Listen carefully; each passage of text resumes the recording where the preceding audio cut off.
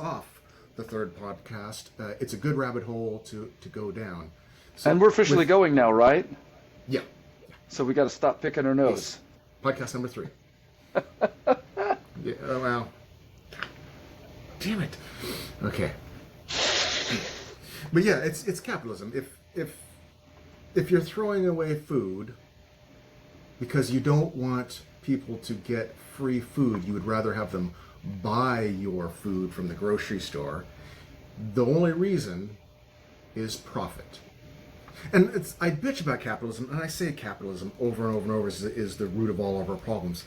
It's not going to go anywhere. There isn't another option that we have until AI takes over and tells us what to do. But until then, that's just the way it is. And I don't like it. I think it's shitty. I think as a race of empathic primates, it's the antithesis of empathic primates, and I just hate it. I hate it. It was great for distributing shovels back in the day and picks for raping the gold out of the planet, things like that. But now that we are in an age of abundance, it's the poison. We're poisoning ourselves with something that's too good, too much sugar, too much of a good thing. Too much sugar. Well, I'll be the first to agree that to make all of this work real right, you have to have a body populace, body politic, a body populace. To a large degree, they would have to be. I don't want to use this word because it's got so much religious overtones, and you know I'm not religious. But righteous. You have to have a righteous. Religion populace. Has corrupted language. Yeah. Yeah, it has. Yeah. Take and I back like the word. Let's take back. I like the word righteous. But what I really mean by righteous is you got to have some personal responsibility. Every tool can be used as a weapon, and a lot of times that weapon can be pointed right back at your own self. So if you're going to be an idiot and accidentally use the tool the wrong way and hurt yourself, this is personal responsibility. Right. Except for capitalism is doing exactly what the tool was designed to do. It's still doing. Maybe. So here's where you got to use it right. See, the thing is there are some people out there who you might call capitalists, and I might not be able to not call them capitalists, but there are people who exploit the ignorance of others. You can see it real profoundly with con men. Okay, a con man is just gonna do something that is there's no way to even really, and a lot of times, I shouldn't say all the time, but in a lot of times you can't even call it against the law. It's fraud on such a abstract Systemic level, that you can't even call it against law. There's nothing to prosecute. The problem is the mark. And when the fraudsters make the laws, that's a problem too. But the problem is that you've got this mark who has not educated themselves, or is overly greedy on their own self, or whatever makes the mark a mark. And I get it. I could just as easily be a mark sometimes. And there's so much information, you can't take in the information. And in a world with AI, false information is more prevalent than actual truth. The only thing is, AI is post-capitalism. That AI Probably. is where capitalism is the petard that capitalism gets hoisted on. Well, I'll be interested to see that. Clearly, as long as AI or the laws of man or anything else doesn't infringe my ability to freely trade voluntarily and take the slings and arrows of stupidity if I should engage in that, or being stupid or ignorant, hopefully I won't be, but I've had my moments throughout my 54 years, so these things happen. I think there's damn little chance any of us could be educated enough to make it in capitalism anymore. It used to. I think that used to be like a lot of right wingers rage against socialism. What they're raging against is 1945 socialism, which will never exist. Raging or defending 1945 capitalism or 1800s capitalism, I think, is also a folly. But see, that's where we get to kind of leading into what I was kind of talking about, because we watched the interview with David Sinclair and Peter Diamandis on life extension, radical life extension. Well, let's go on that thread, because capitalism could go in a lot of different directions. That conversation. This is good. Yeah. Oh, right. But capitalism meshes with all of it, and that's kind of the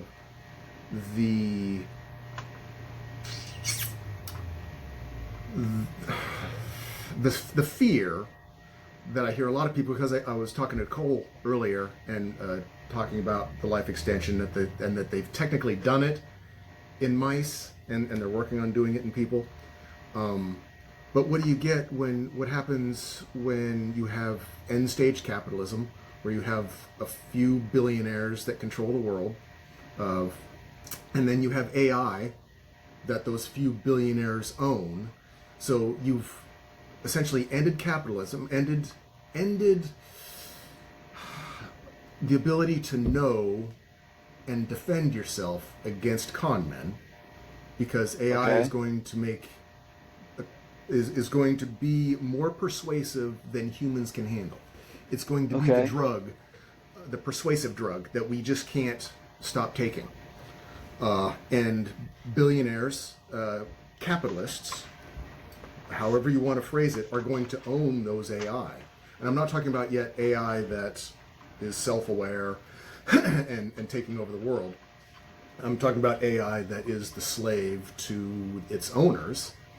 And then at that point, you can't educate yourself enough to make intelligent decisions with your capital.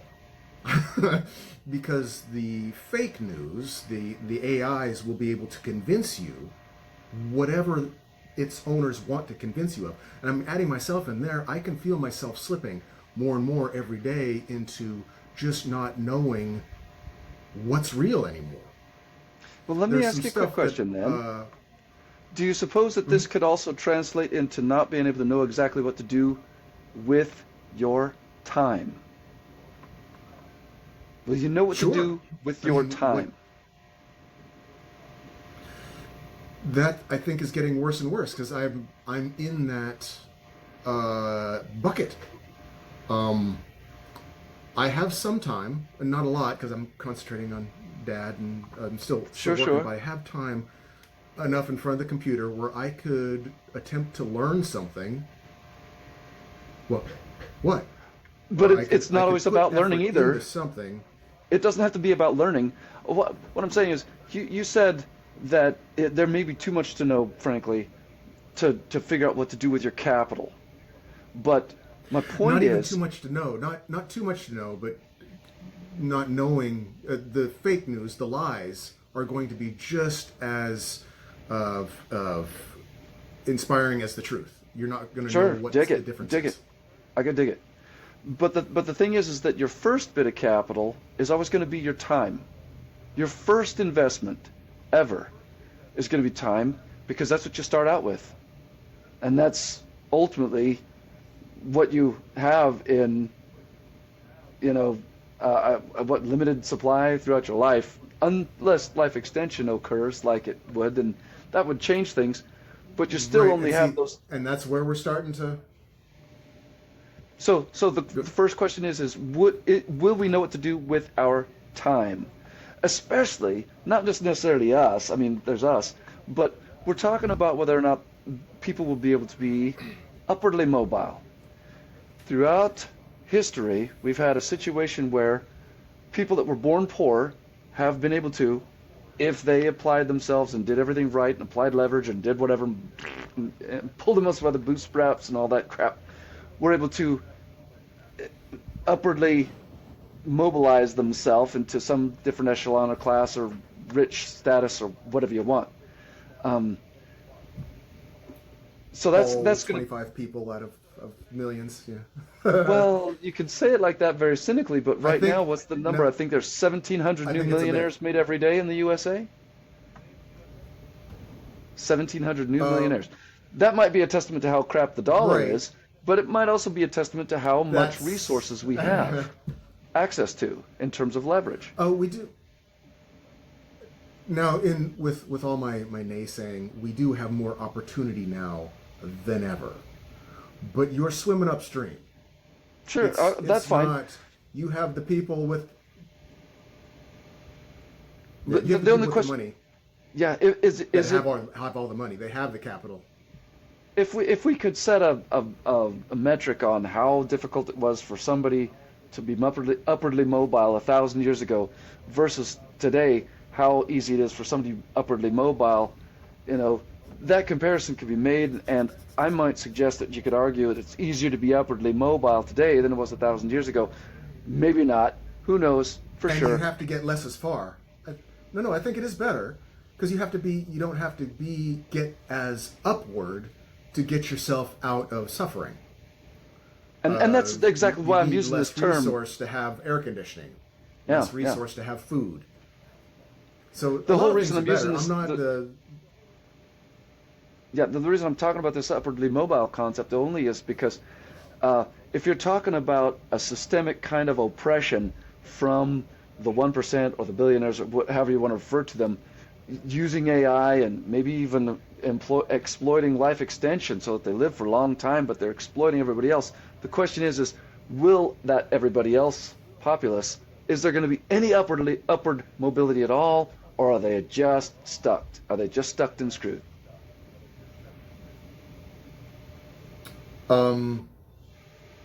Well, I don't know. I don't know either. Because again, AI is the petard that capitalism will be hoisted upon. Just like the internet, AI is the death of the internet. In fact, today I was on Facebook and I was scrolling down and I was going, "Oh, look, hot volleyball girls. Cool. I like that." It's like, I don't want to see it though, so I blocked it. And then I was scrolling down. It's celebs in the pink or something like that. So slinky dressed celebrities. I'm like, oh wow, yeah. Dua Lipa is super hot. And so I went, okay, close that. And I started closing and blocking and blocking and blocking and blocking. And I realized like 40 posts on my Facebook posts were all suggested pages. I hadn't seen this before. And I didn't see any of the posts of my friends. It was all suggested posts. And at that point, Facebook is dead for me. Because I'm not on Facebook to see, if I want to see scantily clad girls, there's other sites I can go to. You know exactly where to go. I know exactly where to go. The reason I go to Facebook is to see the posts of my friends and what they're interested in. Not what the algorithm is interested in, what my friends, the algorithms, are interested in. We're all just algorithms, but I want those algorithms are more important. And all Facebook is doing now is showing me what it thinks will keep me on the site. And it failed, oddly. It actually has pushed me away from Facebook, and I just closed it and went, fuck, I don't know. Because that's where I share ideas a lot, and I still get people responding. I still have a lot of friends on Facebook. Sure. But that sort of information overload and that sort of information distortion is what's going to kill the internet. And there's nothing that I don't, and it just gets it just invades everything else from there. And we wanted to talk about life extension, but not the science of it. We've kind of both been of the assumption that life extension is just going to happen. aging is going to be ended.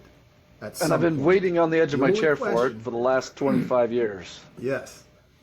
Yes. The only question is, are we going to be here for it? Now, what's changed for me is cancers and cancer treatment.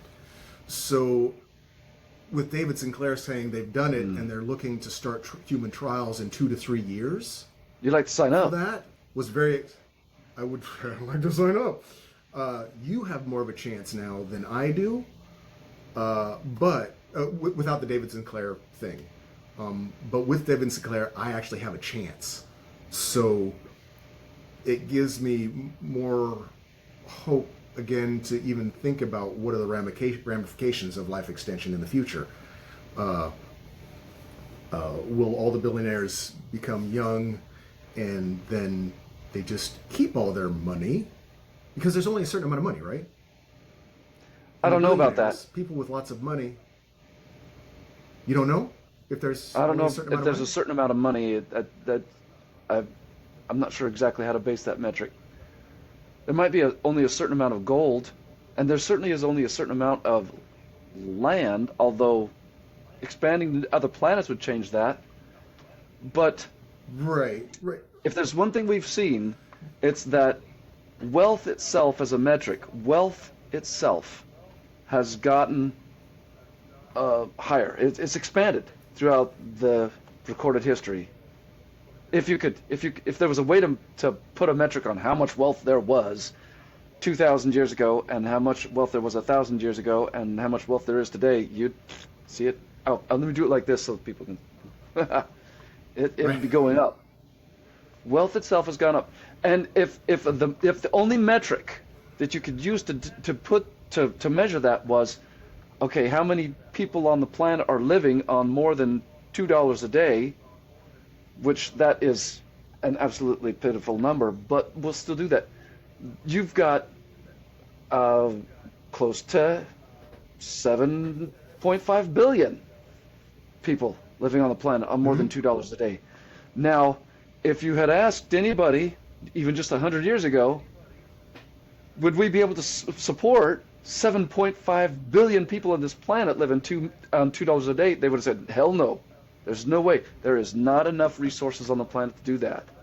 Even 50 years ago, they would have probably said, no. If you've been talking to that dude from the 70s, Malthus, whatever his name was, he would have said, no. There is no way that we're going to ever be able to support 7.5 billion people on this planet at more than $2 a day.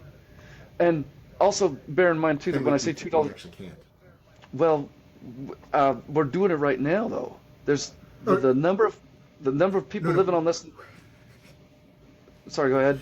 Yeah, we are doing it right now, but we're doing it at the expense of the environment. Oh, so you don't think it's sustainable? Burning our muscle. It's clearly not sustainable. We are burning I would muscle suggest tissue that's probably to arguable. get where we're trying to get to. Yeah. I mean, what total effects do you think are going to have on the environment if we just go down this rabbit hole real quick? Only because if I was to believe the worst of the naysayers, I shouldn't say the worst, because the worst of the naysayers are generally politicians like AOC and notable environmentalists like Greta Thunberg, and they say 15 years we've got before the world is on fire. And I'm going, well, that seems just a skosh hyperbolic and possibly a little bit overestimated. But other I think it's underestimated because the world is already on fire. Possibly. Right? Other more measured... The world is already on fire. I don't know. I don't see it. I mean, if you're talking about the brush fires, that might be something. Other more measured estimates would suggest that if there's global warming, if there's a climate change of any sort, and if there is any kind of notable amount of rising of the oceans, the tides and whatnot, it might eat away at some lowlands like, Florida and whatnot. But there's still going to be a ton of land that is not covered by ocean. We'll be out of a home, but right. we will have moved somewhere else. We'll be fine. We'll have your Kwanzaa hut set up in the Uintas or somewhere, Right. That's not the problem with climate change. What is the problem? That's just, the problem is the climate moves. So the big problem initially is that we lose the land along the coast, right? Okay. That's where everybody lives. Everybody lives on the coast. A lot of people. Something like 85% of the population on the planet lives along the coast. That's where humans like to live. Okay. That's just the fact. So whenever there's a tsunami, hundreds of thousands of people die. Sometimes. That's just where humans like to live. So that's a risk they're willing to take, I think. Well, that's where the food is, right? That's where we can live. The reason we would move inwards, along rivers, because the water would push us inwards, and then that's where the we food would live. That's where we would move to. Yeah. But that's not the problem with climate change. The problem with climate change is the climate of an area moves to a different area. Okay. So if you're growing 1,000,000 square miles of corn in the Midwest, I don't know what the mileage is. That's fine. In the Midwest, Iowa, wherever they build corn. Or, wherever they got the bread basket. Corn, climate change means that the heat exchange has changed, the jet stream changes, and so the climate over the area that was allowed corn to grow no longer allows corn to grow there. So the climate for corn growing moves, at this point, up north. So they're going to have to grow corn up in Canada, which is on fire right now. So the climate moving from an area where we have established areas, flatlands, where we've cultivated all that to grow food, moves faster than we can adapt. And so you speculate that it moves faster than we can adapt. You just said that. You think it moves faster than we can adapt. Okay. I think that's arguable, but I would say that's arguable, but go ahead. If you assume that, I would go along with you. I can't dispute it at this point, but I would say it's arguable. I can't wait for the comments in this video. We already have rising corn prices because tornadoes and droughts and fires are destroying the crops. Okay. Got that, right? That's the climate change. Tornadoes, droughts, and fires can destroy your crops. Are they moving? Are all farmers moving up north farther into Canada? Have you heard of any of this? I don't know. No, they're just going bankrupt. They're not. And so the climate right now is already moving faster than we're adapting because we're not even trying to adapt. What we're trying to do is subsidize it, and then throw more nitrogen on it and trying to recover it. The climate is still moving, the weather is still moving, and it's going to continue to do so. Let me put on my other hat for a second. This will be my cold-hearted hat. The cold-hearted hat that says sometimes there's going to be people dying, like in a tsunami or from starvation, and sometimes there's going to be a mass population die-off. And I might be part of that, and I don't want to make it sound like I'm just completely calloused, but for right now we're going to talk about long time, and so we're going to be a little bit calloused about people dying. Okay, so if we assume then that the climate moves and that we cannot move fast enough with it to adapt, then the only thing that means, if I understand right, is that we will probably not be able to grow enough food to sustain the population. Is that about right? That's the one. Okay, so then there will be a lot of people who starve off, but not everybody's going to starve off, right? And the only thing that we're going to have... If you want to be real simple about it, starve off, yes. But what's happening is things like happening in the Gaza Strip. What happens is when people starve off, that's when the frogs kick. And when frogs have guns and tanks and missiles and drones, the starve off isn't a starve off. The starve off is World War III. It might even escalate to that. But see, now what you've got is just a situation where more people are dying faster. I beg your pardon? Yeah. Primates react to starving. Primates react to starving. Yes. And we don't do it very well. So the fighting is just going to result in more people dying off faster. Now, if what you're suggesting is that we have achieved maximum population sustainability on the planet at this point, I can't argue that. You could be right. Maybe 8 billion people is too many people for the planet, and that just means that we're going to have a die-off, and equilibrium is going to arrive somewhere closer to whatever is sustainable. 2 billion or 1 billion or half a billion, like whatever Bill Gates. I don't actually believe thinks. that, But what you're talking about in terms of climate moving, sure, it's going to do that. It has done that throughout all of history, throughout all the deep time, as near as we can tell. So if we can't follow it fast enough if we can't keep up with it fast enough to, sustain an 8 billion person planet, that just means we're going to find an equilibrium somewhere less.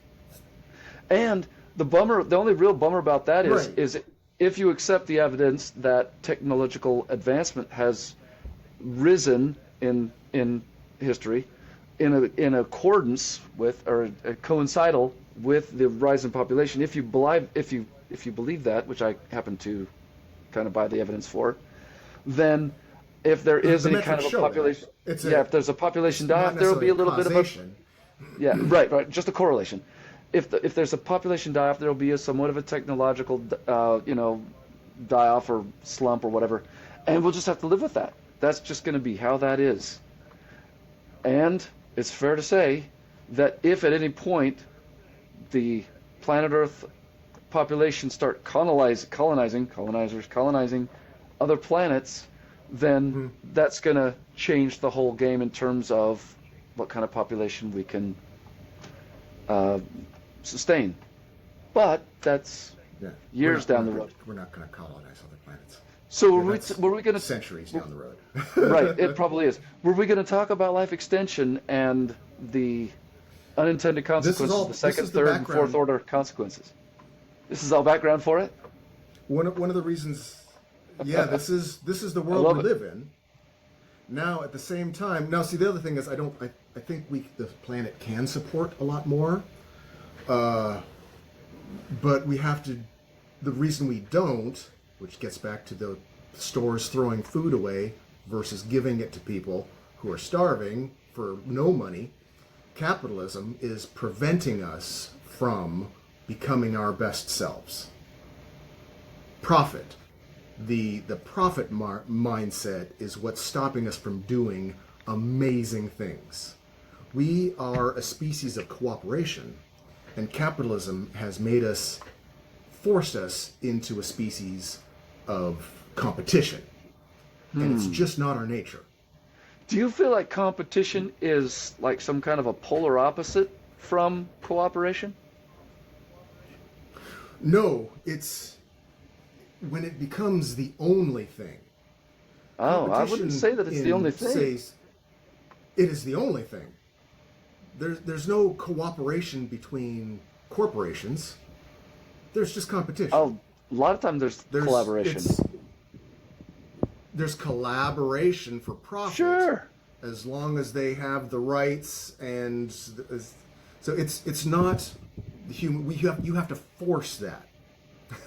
You have to force. You don't think the profit motive is enough?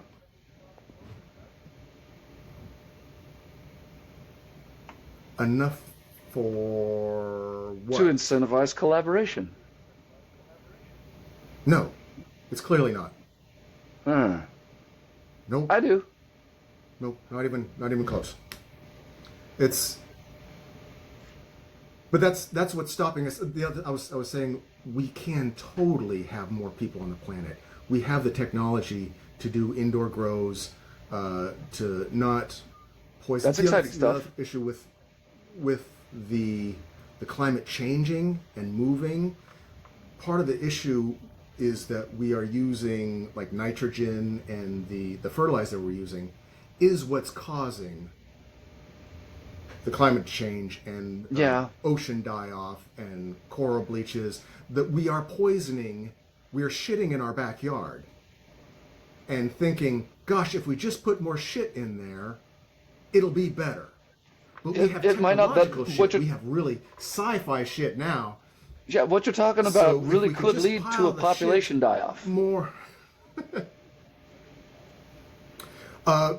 It will in one way or another. But you throw into that now suddenly, and I think it's going to be it's a positive and a negative. The possibility or the possibility of it soon not aging, of reducing the suffering, the stress of having to leave a legacy, the stress of having to reproduce as much. We're kind of wired to have babies to make sure that there's people. I mean, there's a reason why people like to have sex so much. That's nature saying you need to make more people. That's been going down with the higher educated and the higher wealth of a country, the less population, the less reproducing. It certainly seems to be going down for some countries that have achieved that first world status. Right. So that's one of the other where the AI and corporations and capitalism and corruption and fake news has convinced a large amount of people, particularly in this country, that it's the Mexicans that are coming up and taking our jobs. And the fact is, no, we need the Mexicans to come up here and do jobs, because without them, we don't have anyone to do the jobs, because there's just not enough people.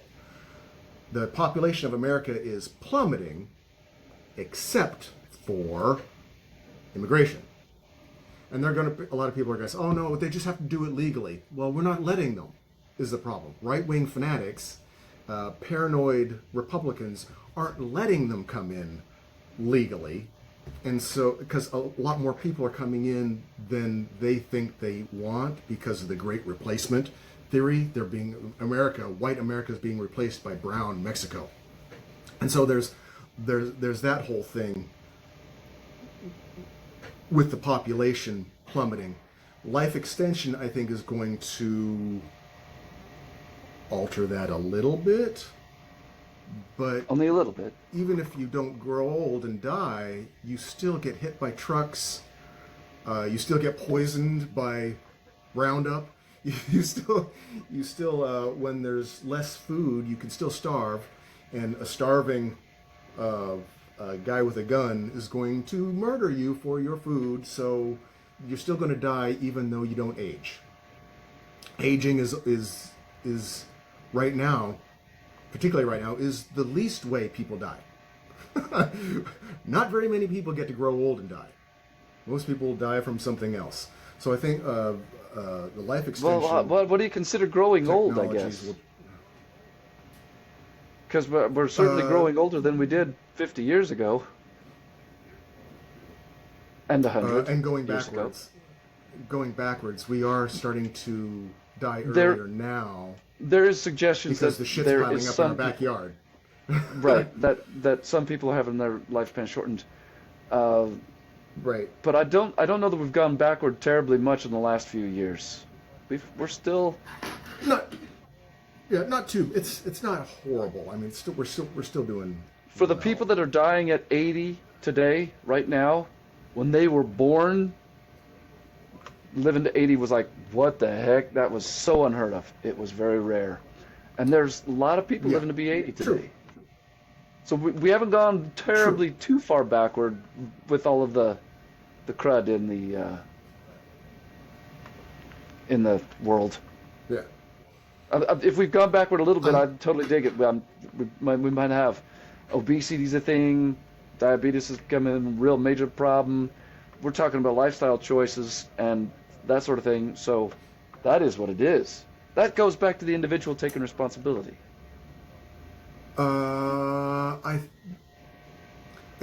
It's frustrating to me how much I disagree with you about people putting stuff in their body. Every topic. Oh, come on. Yeah. Sell me. Well, no. Diabetes is coming out, being shown more and more to be an actual disease, and there's just a correlation between overeating and diabetes, and not a causation. I wasn't going to suggest overeating causes diabetes. I was going to suggest eating a lot of crazy, stupid sweetener foods. No, that's a correlation, not a causation. That's what I'm saying. It's been shown more and more to not have anything to do with what you put in your mouth. Now you can. I'm not going to be the one to argue that if you eat cheesy puffs and candy bars all your life, that you're not going to be more prone to a disease. Okay. But they have a vaccine for diabetes that does not make you skinny. Well, I wouldn't think it would. So it's right, and it's in addition to that, it's not just fat people that get diabetes. It's that people that eat, say, that are in food deserts, in right. inner cities, they get diabetes more because of the processed foods, the type of foods, that's what I'm talking about. Chemicals in the foods. You don't think you're getting the same thing? Oh, due to the chemicals in the food? Are all your food grown on the mountaintops and next to crystal clear springs? No, but I think there's some things you can probably do to really mitigate the amount of processed food you're taking in. There's going to be a little bit of that, but a lot of the population just can't, because they don't live anywhere they can, and they're just eating what they got. So diabetes. That's why I say I disagree with you on just because it's just a little bit off for me when you make a statement. It's frustrating. It's frustrating because generally I agree. It's just the nitpick in me. You feel like there's some people. There's more nuance. You feel like there's some people who just cannot help but get diabetes. Is what you're saying? Yes. Okay. Yeah, I don't know how much I would totally agree with that. I think at the end of the day, if there's one thing you've got control of, it's what comes in and goes out of your mouth hole. Obviously, there's going to be some things that get into your body not through your mouth hole, and that's going to be something you might be exposed to. But here's an example of being responsible for what you put in your mouth hole. Okay, go ahead. They're using this happens. This isn't just one example. This happens a lot, but I'm just going to give the one example. There's a woman that got C. diff, a bacterial-resistant intestinal bacteria, and they couldn't get rid of it. Sounds horrible. So you shit yourself to death, essentially. What they discovered was if you do a fecal transplant and take the bacteria, the healthy bacteria, from somebody's fecal material, from somebody else's shit, how fun! Put it into them, yes, and you squirt somebody else's shit up their butt, that will fight the bacteria and cure the C. diff. And I don't know if it's C. diff, good. I'm pretty sure it's C. diff. That's fine. Okay, I'm familiar with these procedures. In this example, the daughter had the C. diff. I can't remember if there's a mother or daughter who had, but it doesn't really matter. It's okay. I'm going to say it's the mother had the C. diff and was always skinny. They used the daughter's fecal material, who had always been heavy. After they injected the fecal material, the mother couldn't keep weight off. She became obese because of the bacteria in her gut had changed. She's not dead, but now she's fighting obesity because she has bacteria that's making her obese. She didn't change her diet. She became obese because the bacteria, nothing she put in her mouth, by the way, she didn't eat the feces. She didn't change her diet. She's not eating fatty foods. She's not eating Cheese Whiz. Because I eat Cheese Whiz. I eat squeezed cheese and Ritz. Yum.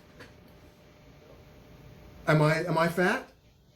No, you're not. Another person could eat my exact same diet and be as big as a house. That's exactly right. So it's not what you put in your mouth. It's more than that. It's more nuanced. There's other stuff going on then willpower and forcing and just you're a slacker, you're a lazy bum that just wants to eat microwave food all day. That's not it. Because I could be a slacker, eat microwave food all day because I have, and I'm still skinny. Right. Well, I'm not trying to suggest that anybody's a slacker, or that anybody is, a bum or lazy or doesn't have, strong willpower. But at the end of the day, who is You're responsible? suggesting it's personal responsibility. Who is responsible for whether somebody gains weight or not? Does she have a lawsuit? No one. See, it's up to her. She's going to decide what goes in her mouth. No, it's not up to her. It's not. Well, no. Because What I'm saying is, she didn't change anything. she might not be able to decide whether or not she's going to get fat or skinny, but she is going to decide about what goes in her mouth. Right. But the results aren't in her control. What's the results frustrating aren't... to me, and the more I find out about reality, the less you have control over it. You think you have control. You think you could just think your way through it. Sometimes. Much like, but you can't. It's an illusion. Much like it is. Free will has been shown over and over, and I don't know if you've seen this. I've seen I'll share some. it with you. You're going to see it soon. Free will is an illusion. You don't decide. The only thing about that It's just is while I cannot argue whether or not free will is a real thing or is an illusion, because the arguments for it being an illusion are very compelling. Here's the thing. It's very much like, goes back to determinism, which we can talk about another time. The illusion of free will is still probably a better operating system, procedure, method. Like capitalism, Standard, we don't have anything else to use. Standard of procedure to go with, because if somebody just says, oh, free will is an illusion and so I'm going to live my life in that way, my guess is that they will hit the skids quite quickly. But they don't. Who does? But we don't.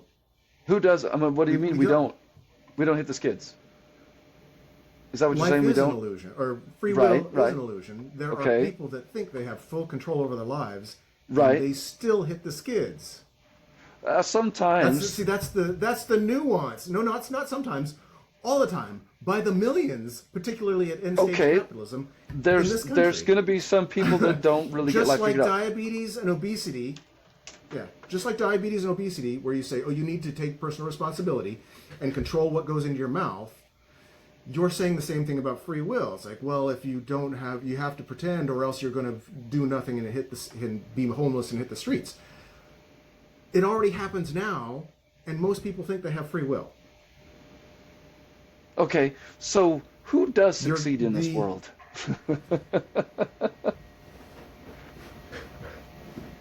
I have no idea. I'm not arguing. See, that's the thing. I'm not arguing and saying that you're wrong. I'm saying it's more nuanced, and to just make a solid rule. Because I used to want to make a rule. I used to like having a guideline to go by. If you do this, then this will happen. And the older I get, the more I see that is total bullshit. Barely registered as a fact. There is cause and effect. You punch enough people, somebody's going to punch you back. So there's karma, there's all that, but it's more nuanced. If you punch the right people, you might get something. So it's the nuance makes it so messy that, because I know you like your rule sets. I know you like a phrase, you like an algorithm to live your life by, so that you say, if I do this, then this will happen, so I'm going to do this, so this happens. The whole reason we're doing this podcast is because if we do this for a certain amount of time, for us, this is going to happen. We're expecting to see a result after a certain amount, right? Right. I don't think it's that simple. It might not be. Now, the thing with life extension, if we live long enough, I think we might be able to see the patterns. Although I think AI, I think as primates, I don't think we're going to see the pattern. I think AI is going to see the pattern. Life extension was supposed to be a conversation about life extension and the results of life extension, and I'm just not. I'm not letting it happen, am I? What's the matter with you? I don't know.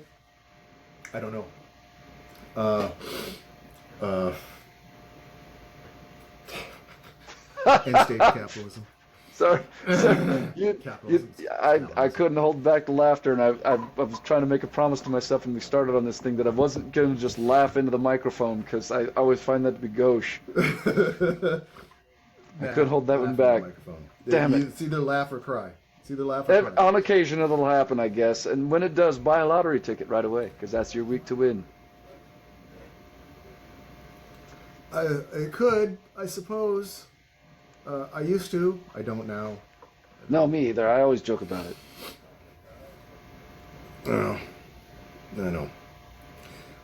I think if we were going to talk just real quick about unintended consequences for life extension, the most obvious ones that most people plop out there so fast is going to be overpopulation, and we've already kind of talked about how our birth rate's in the toilet, so that we already know that is something that can probably sort itself out. Overpopulation is going to sort itself. So you were talking about the notion that possibly there would be a cabal of only a few multi-billionaires or super wealthy or 1% people that get on their life extension. Yeah, get on their life extension, live forever. If they don't die, and then they don't die, it'll be worse. Use their wealth and their leverage and their privilege and what have you to suppress the rest of us. But I was thinking, well, that might happen. But as long as there's any amount of upward mobility, then some people, maybe not everybody, but some people are going to, break out and upwardly mobilize, and given enough time, that would be everybody on the planet. Kind of like what we've seen throughout recorded history. I think. That's my humble opinion. But the rest of it, the fourth order effects of longevity. What about Social Security? What about retiring? Well, retirement is, I would say retirement is a comparatively new concept. It's a first world concept for sure. And Social Security is only a couple, 20 years maybe older than you and me. It just hasn't been around for a long time. Yeah. There are people still alive today that can remember the blessed years of the United States before Social Security was even a thing, and they're probably glad that it happened, because they're like, oh, well, without it I would have been, effed. But I promise you there is at least some tiny sliver of a percentage of the population who are old enough today who can remember life before Social Security, and they also put their life together in such a way that their retirement is handled, and they were never, ever all that crazy about Social Security and thought it was a scam from the beginning. Right, like the Republicans in the House. The Republicans and wealthy people hate Social Security. I wouldn't say it's those guys, but I would say it's probably more private capitalists.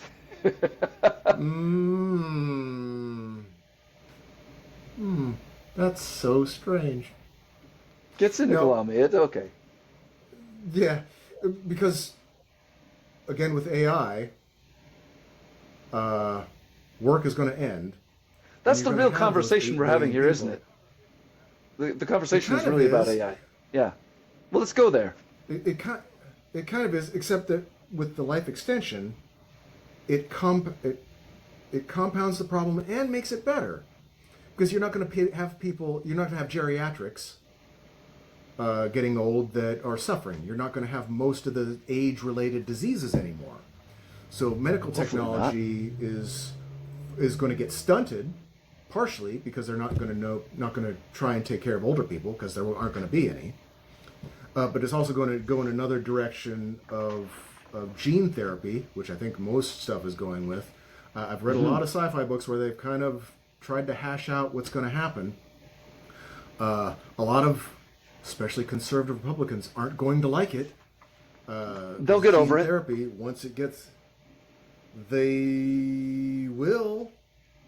Yeah, we don't really care what conservative Republicans are worried about, and especially religious conservatives. If they're going that's like when I say conservative Republicans, that's what I mean. I mean exactly. That's what I knew you were talking about. The Caucasian Christian conservative Confederate Nazis.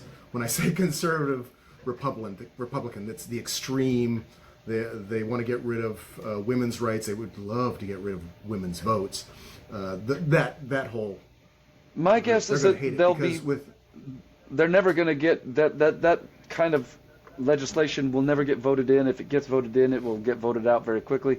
The religious right is going to be voted out of politics. Frankly, they're going to be voted out.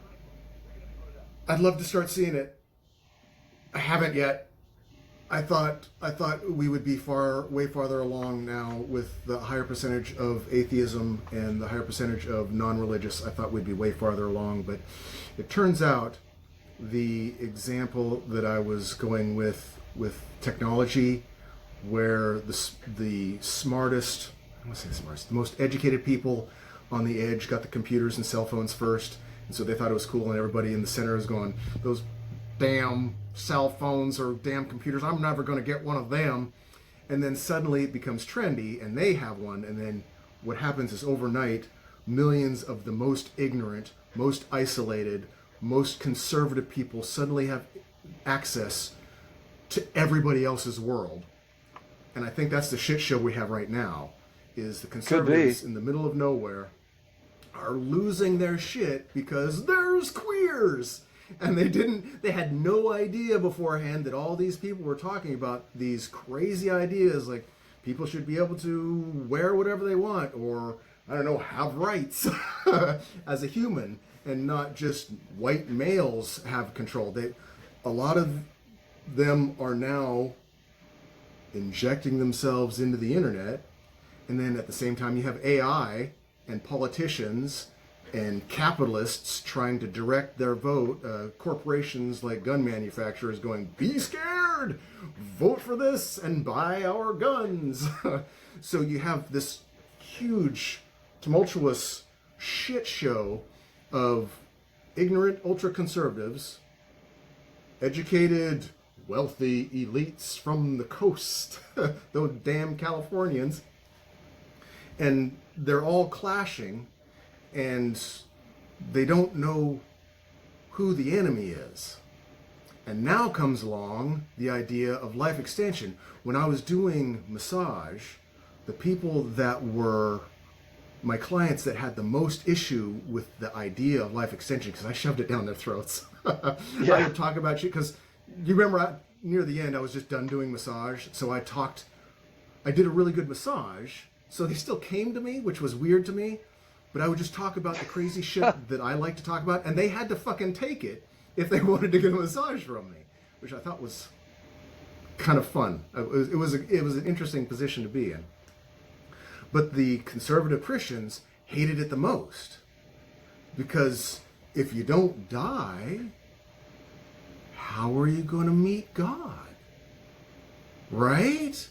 It throws up, because the whole idea of religion is you're going to, and which is weird because they don't even think about it, you're still going to die.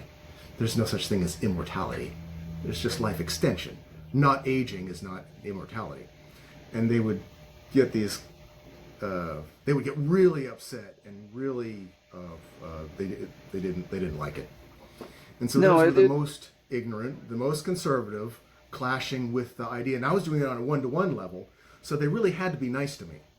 But when you have the internet, you're going to have these ideas, and with life extension, that's going to be a big problem for a lot of people in the Midwest, a lot of religious people. They just don't like the idea of life extension. And I'm wondering how they're going to react when suddenly grandma is 25 again, because she lived on the coast and got good health care, and she comes back with all these crazy. I wonder if it's going to make it worse, if there's going to be anti-aging Luddites, which I already know there's going to be. There's electric There'll car be, but Luddites. There's people that... Their population is going to shrink. That is true. The people that embrace the science will outlive the people that don't. And that's always, I suppose, been true. Except, man, living through it sucks.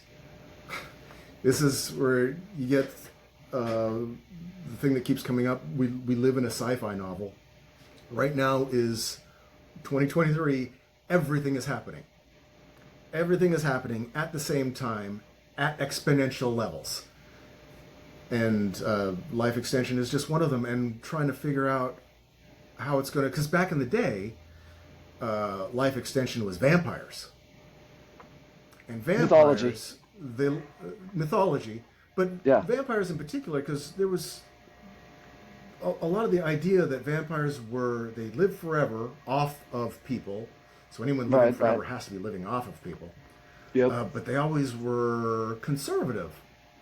They were always in a castle or in a grave somewhere and ignorant to the world around them and kind of slow.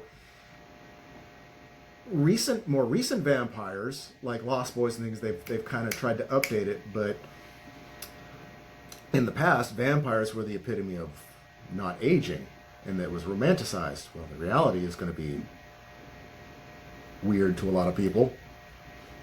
And what's the culture if everyone's a vampire?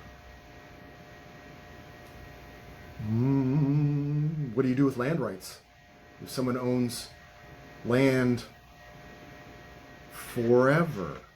Don't sweat land so much. Land, while it is traditionally been the ultimate in the concept of private property, there is other concepts of private property that are going to actually become more relevant than just land, real estate, and that's going to be intellectual property. Intellectual property is going to become the conversation of the battleground, even if you want, in terms of the culture war, with regards to right to private property. And I don't know who's going to win that. Also, AI is going to hoist that on its petard too. It's going to certainly be disruptive. Yeah. Yeah. If an AI comes up with an idea, who owns it? Right. Who owns the idea? Already that's become a legal question, and the makers of ChatGPT, just as a for instance, have already said, if our AI writes a song and you use the lyrics and blah, blah, blah, blah, you have to give us credit. Right. But see, they're doing it. ChatGPT is different because they're doing it. You have to give us credit, but not money. Writing credit. That'll come later. That's the end of capitalism. How so? And see, I think that's more human. I think humans, we have to have, because of capitalism, we have to have money because we've converted everything into money. If you don't have money, you die. But a more human way to do it is if you take somebody's idea, they don't want your money. If I have a great idea and somebody goes out and does it and say, I wrote a great song and somebody else makes it super popular, I don't want the super popular, or I don't want their money, I want the credit for it. It's like, man, you did a great job with the song I wrote. Good on you, man. And as long as I don't starve to death, I'm super happy with that. And somebody else is going to come along and take the song that I wrote, and they do this with TikTok now. Is it TikTok or Snapchat or whatever the kids are using today? Where they're adding stuff to, yeah. There was the Sailors song, where a guy with a really low voice sang a sailor song. And then somebody else took that same song and added their alto to it. And then somebody else came along and did a beat to it. And they just built on this song, but then the whole thing collapsed because of, I don't want to say capitalism, because let me toss out a couple of ideas to you real quick. What we say, copyrights, yeah, let me just toss out a couple of quick ideas. Intellectual rights. The intellectual IP, yeah. First thing off, With regards to money, the only reason that it really exists is because we needed some way to have a store of value that was our time. Right now, all we've got is our It's what we got. time. I know. I agree. All we've got is our time, and I spend 8 hours a That's day what we got. converting my 8 hours of time into several $100s worth of money, and that's frankly that's what I want. Obviously, I'd love to have it be a little bit more stable of a currency rather than the U.S. dollar, which is in the crapper. But you get the idea. Rather than have the time, I'd rather have the money. My alternative is to get up and instead of coming into work and spending 8 hours here, is to go out and forage and hunt, and hopefully, with any luck at all, raise enough produce and get enough get enough meat from the wild boars to come back and sell for money so that I can pay for my rent. So you get the idea. This is just a highly leveraged way for me to hunt and gather. It's the rent. That's the key. Yeah, the rent is the key. Well, I like living in a house with air conditioning. Has become rentism. Yeah, I like living in a house with air conditioning. The only way that can happen is if I pay the rent, metaphorically. Right, but that's the problem. I forget it is a problem. God, I wish my memory was better. I need That's okay. Remember it. We'll talk about it on the next one. The next little it's become a that rent was the first economy instead of yeah. That was the first thing I need to mention just about the money. Secondly, I think I may have lost my train of thought right out of the station because there was something else I was going to talk about with regards to credit. You said if you write a song, you'd be like cool if somebody used some of your IP or to write a song, made something out of your thing that then went up. All you'd want is the credit. So here's a question. This is a question for you, sir. Here we go. Would you rather have fame or money? Money. Exactly. So if you have an idea and somebody else takes your idea and modifies it and puts their own spin on it and then makes it a huge thing and makes money off of it, rather than the credit, that's fame, you would rather have the money. You'd rather just have a small percentage, a royalty. I feel the same way. Yeah. Credit is fame.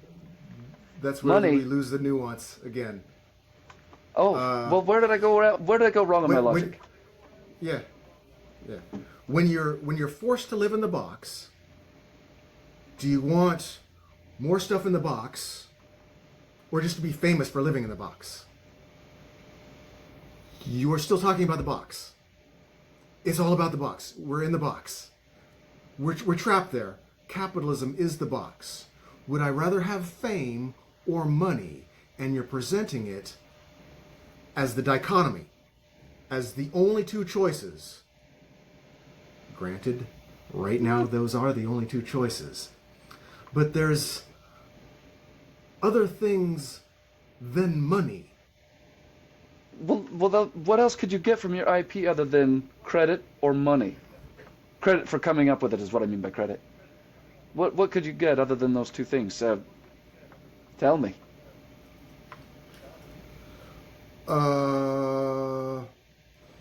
It's a terrible analogy, but bards used to sing for their food and rent. But that's money. Or saying this, but no, it's not though. It's different than money. It's just don't less fungible. Need money. If a bard goes to the next town and has the credit, they know who he is. He's also going to get food. And this is an example of it's not, because money is different, isn't it? Well, money's just money fungible. Is something you can put in your pocket, right, and carry it with you. It's yes. That is effort stored. Effort stored. By somebody else's effort. It doesn't have to be your effort. Money is just effort without attachment. But if it's in your you pocket, could be slaughtering people and taking their money and putting some money people do that. Of the people you killed in your pocket, well, then you're rich. But if you have the credit, if you have the name, if you have social credit, I know it gets weird, it gets dangerous, it gets But that's capital too. Dystopian. Or at least it can be. It's a type of capital, but it's a capital that is attached to a human, to something human, instead of just being It's a perceived value. detached, where a sociopath could make it to the top by killing and robbing and being inhuman. More of a social capital way of doing it helps weed out evil people rising to the top. I would wager that is a little bit. There's no. The concept of social capital, totally right on. It's a thing. The problem is that there are people even today that employ the concept of social capital. People that you don't like, people that are in politics. A lot of politics is all about social capital. So I don't think that social capital. Yes. Yeah, I don't think that social capital in and of itself is able to be like a barrier to the entry of evil. Evil is pretty ubiquitous, and it can just do its thing, whether it's killing and that's stealing. A cult of personality. Yeah. Or You get a cult of personality. No, I get it. The reason I'm annoyed is because there isn't another box that I know of. None that I know of either. What? I'm laughing again. Damn it. Yeah. There's the AI is our destruction and our savior. I think it's my technological god. Where I'm getting away from mythology because God makes everything right, and getting more into AI, and AI will make everything the way it wants, whether it's right or not. With any luck at all, your analogy of the box is also something that could be augmented into a better analogy. I don't know. I can't think of one right off the bat, but maybe there is a better way to look at that doesn't leave you with a box and limited options. Possibly. But we got to tie this one off. Fame or money? No. Oh, you don't want either one? No. Yeah. No. I got plenty of time.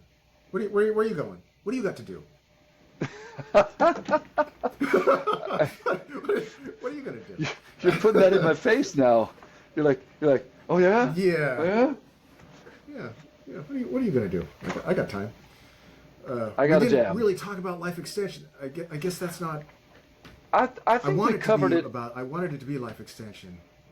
I know we did. We covered some things that were very important, and I think we got. Hopefully, with any luck at all, this will be a good conversation for somebody to listen to, even if they're very first introduced to life extension, they're like going, oh my God, and then research it. Or for people that have been on the fence about life extension going, well, I just don't see how it's going to work out with the population. Boom, now they've got their thing answered. But for people that have got an interest in AI or even capitalism and or life extension and climate change, maybe this will hopefully have sparked a little bit of something in them to be like, I hadn't seen that one before, which is what we're really shooting to do with this whole podcast concept. I'm listening to podcasts every day where they just don't talk about what I'm thinking or what I'm talking about. I'm going, if I was in that podcast, if I was a part of that podcast, I'd be introducing this idea and blow all their minds. So, with any luck at all, this will happen. I wish you would. I don't like being the naysayer. I don't like being the one always saying, I don't like you being the one established going, these are the rules, this is how it works, we know the rules, let's do that, this is great, we're moving forward. I hate being the one going, no, it's fucking wrong, and it's fucking terrible, and we're all going to die. I don't like doing that. It's all right. But dude, I promise you. We're going to die in the best, coolest way possible. If we do this long enough, if we do this long enough, I promise you, you are going to find a way to turn it around on me. I know that for a fact, because I am not the ultimate in shiny, happy person.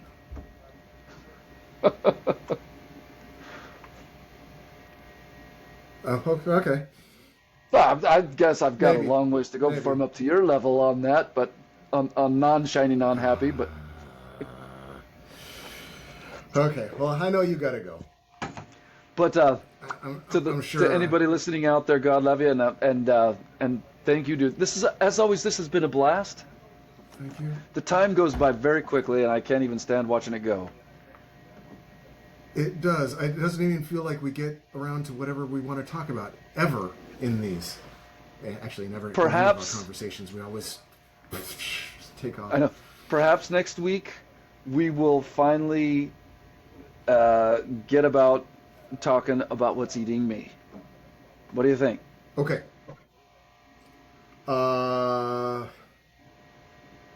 Nicole and I talked about that earlier today too, and she asked me what was wrong with it. Again, I'm going to be the downer. Fuck, I fucking hate being the downer. Well, we just got our language strike. Yeah, I worry about you, man. Well, shoot, I worry about you too. For different reasons. So it's if that's what if that's the way we go. At 2023, I have mixed feelings. I have feelings. Yeah. So I'll leave it at that. If we do something different, if we talk about no more AI. Oh, it's going to be ubiquitous. It's going to be all part of the conversation. Always. Whatever we talk about, I'm down for. I'm supportive. And I'm with it all the way. I know you are. It's a conversation that needs to be had, not for you or for me, frankly, but it's a conversation that needs to be had because nobody that I know of is having this conversation. Not ContraPoints, not Blair White, not people that you would think would be having this conversation, and it needs to be had. It needs to be put out there. I want to put this out there and have it reach the ears of people, Ben Shapiro, who have certain ideas about transgendered people. See, now we're spoiling. Spoiler alert! They have certain ideas about transgender people, and it needs to hit their ears so that they can know a little bit more about what they think they're talking about. Could be very educational. I'm down. Let's do it. I hate it. I'm going to be another Debbie Downer, and I'm going to say how the feelings I have and how much I support and don't like it, and I'm afraid of it and afraid for the craziness. But I'm down. I'm here for the ride. Dude, I'm going to jam. All right. Okay. Be safe, man. Have a great day. We'll see you in a bit.